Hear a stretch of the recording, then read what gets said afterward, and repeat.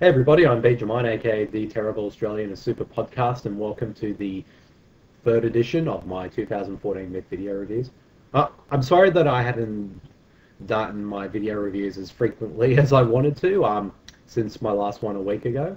Um, it's just in the past week it's been really, really hectic for me with both the festival and a bunch of other stuff, and as well as writing some articles for supermastery.com. So I've only just had a free moment till right now to get the video reviews going again. So there'll be, hopefully I'll post a lot of them online over the next couple of days, so you'll be able to see it. But without further ado, let's get right into it. For this third edition, I'm going to be talking about the the indie horror film It Follows and the animated film Anina. So let's get right into it. I've got my MIFF program right here, so I can read the synopsises of these films. First up, It Follows. When a boyfriend Hugh is murdered immediately after they had sex for the first time, 19-year-old Jay realizes that whatever killed him is now after her. Able to assume the appearance of Jay's family and friends, it will stop at nothing to exterminate those it targets. The only escape? To pass the curse forward by sleeping with someone new.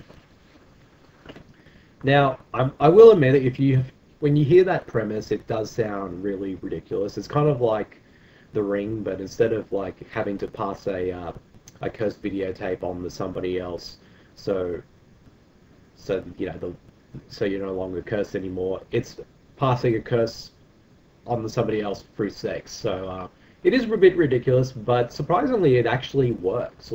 This is actually a pretty solid and pretty well made horror film from writer-director David Robert Mitchell. Now, this is his follow-up to a film that he made a couple of years ago. It's sort of a coming-of-age teen film called The Myth of the American Sleepover. I haven't seen that one yet, but I've heard a lot of great things about it.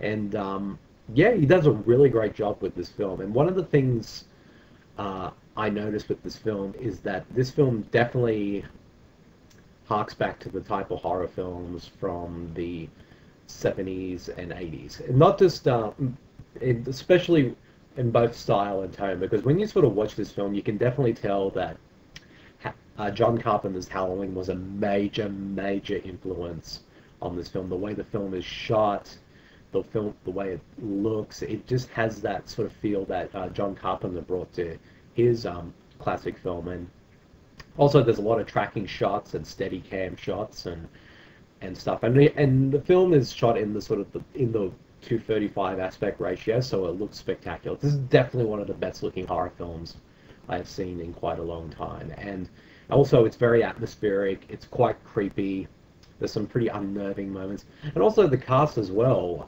do a great job in their roles. And I can't remember the lead actress's name, but the lead in the film is actually, she's really, really good.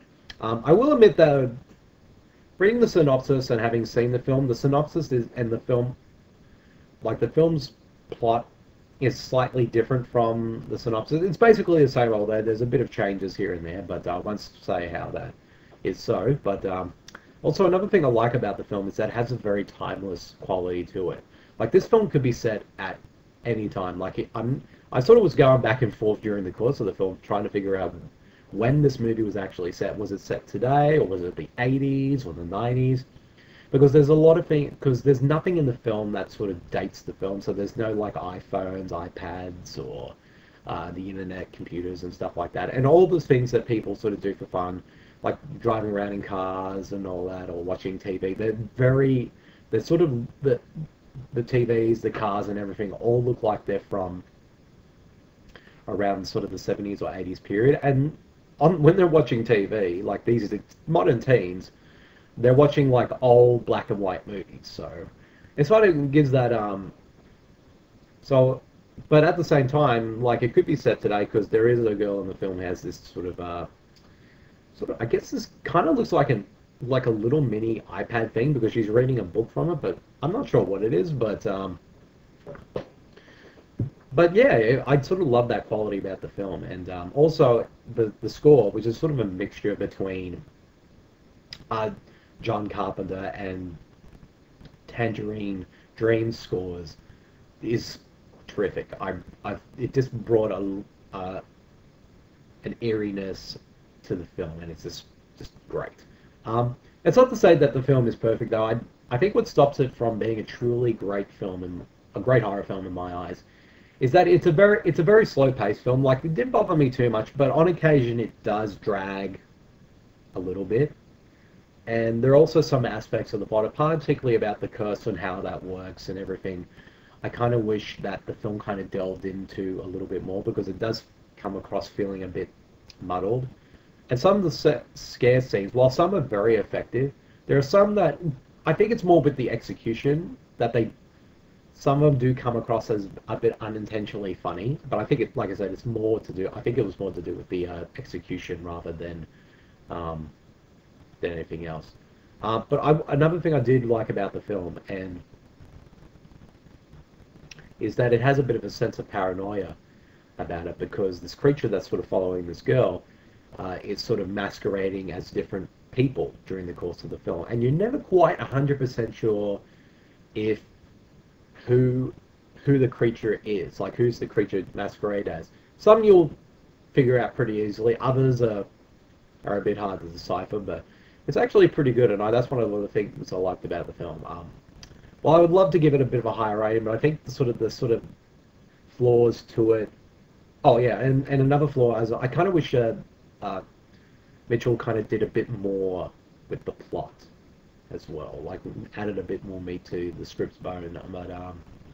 But overall, it's a pretty solid horror film. I really dug it a lot, and I can definitely see this when it eventually comes out being a favorite among other horror fans. And I definitely will. I would like to check it out again for sure, because yeah, it's a really good film. So overall, I give this a rating about a 3.5 out of 5. Now on to the next film, which is the animated film Anina. Anina Salas has one problem: her name. It reads the same forwards and backwards, and the other kids at school tease her for having a palindrome name. When Anina gets into a fight with fellows outside a year cell, both girls are given an envelope containing their punishment, which they aren't allowed to open for 7 days. Unable to look at her own, Anina decides to steal your cells, although she may not like what she discovers. I should say beforehand, my friend Supermarcy of supermarcy.com did review this film as well for her site, so you can go check out her review of that as well. She absolutely loved it. I didn't love it as much as she did. I think it's a really good film, but it's not perfect though. But I did enjoy it though. It's beautifully animated. It has a lot of charm. It's quite funny, and also the vocal performances from the cast are really good. This is an animated film from Uruguay, and I haven't seen many films from Uruguay, particularly the sort of in the terms of animation, but I think the country did a really good job with creating this film. It's just a nice little film. But one of the things I really liked was the animation style.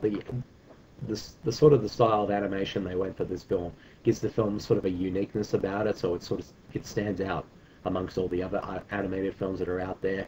And also it even switches it up at certain points as well, during sort of like a dream sequence, or sort of if a character's reading a book and it sort of visualizes what's happening in their mind. It goes for different sort of animation styles, which I thought was really cool.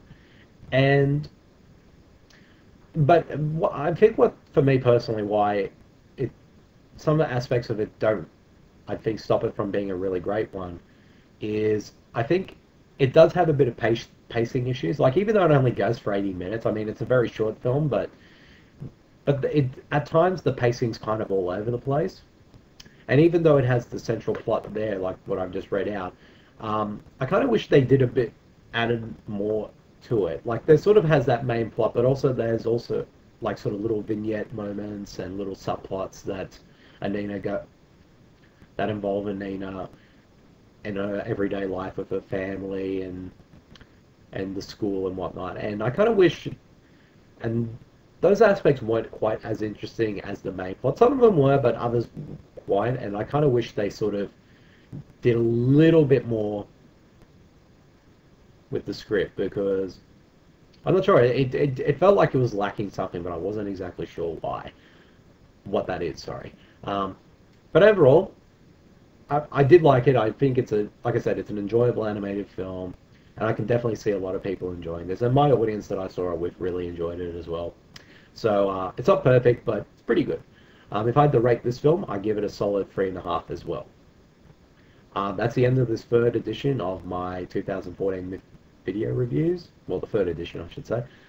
Keep a lookout very soon for my fourth edition, in which I'll be talking about William Friedkin's 1977 classic film Sorcerer, and as well as the indie romantic comedy drama The One I Love. So keep a lookout for that, and I'll see you guys soon. See you, everyone.